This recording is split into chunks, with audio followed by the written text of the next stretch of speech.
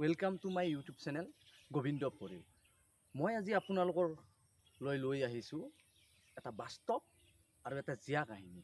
হয়, কাহিনীটো আৰম্ভ হৈছিল এখন জনপ্ৰিয় বোলছবিৰে আৰু শেষ হৈছিল এটা ভঙা ঘৰত।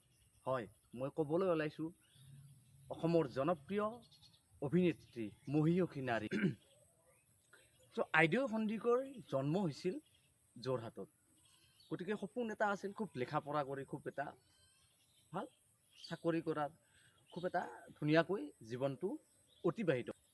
সময়বিলাক বাগৰাৰ লগে লগে সেই সময়ত 1935 চনত তাই যেতিয়া আইদেউ সন্দিকৈ যেতিয়া ৰঙীন সপোন দেখি আছিল জীৱনটোৰ কাৰণে, জীৱনত জীয়াই থকাৰ বাবে এটা ৰঙীন সপোন দেখি আছিল, তেতিয়াই আমাৰ প্ৰথম অসমীয়া বোলছবি নিৰ্মাণৰ কাম কাজত গতিকে চিনেমাখন নিৰ্মাণ কৰিব লগা কৰিছিল ঠিকেই, কিন্তু তাত উপযুক্ত অভিনেত্ৰী বিচাৰি পোৱা নাছিল।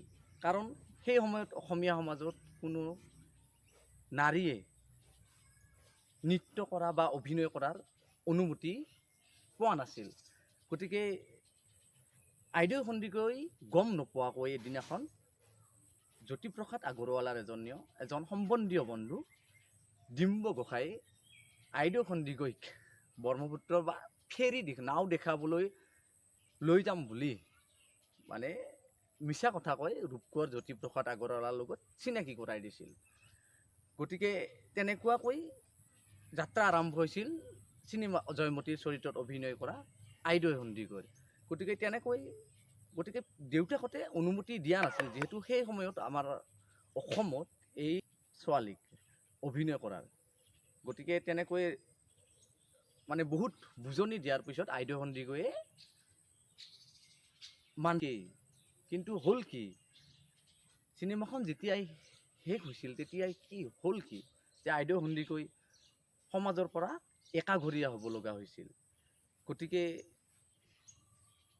সেই সময়ত সমাজ ব্যৱস্থা আৰু বৰ্তমান সময়ৰ সমাজ ব্যৱস্থা বাৰু মিল আছেনে অকণমান হ'লেও নাই। আজিৰ সময়ত কোনোবাই উলংগ হৈ ডান্স বা নাচিলেও কোনো না আইন না চৰকাৰ না সমাজে তাক কিন্তু বৰ্তমান 100 বছৰ আগৰ অসম আৰু বৰ্তমান সময়ৰ অসমৰ যি পাৰ্থক্য, সেই হৈছে আমাৰ আজিৰ ডিজিটেল অসম।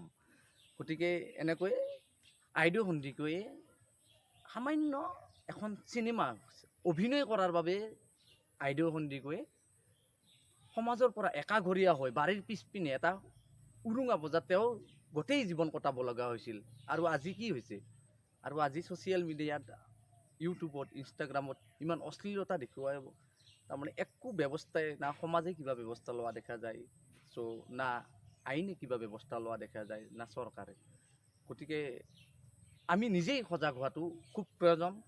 গতিকে আকৌ এটা নতুন ভিডিঅ' লৈ আপোনালোকক লগ পাম।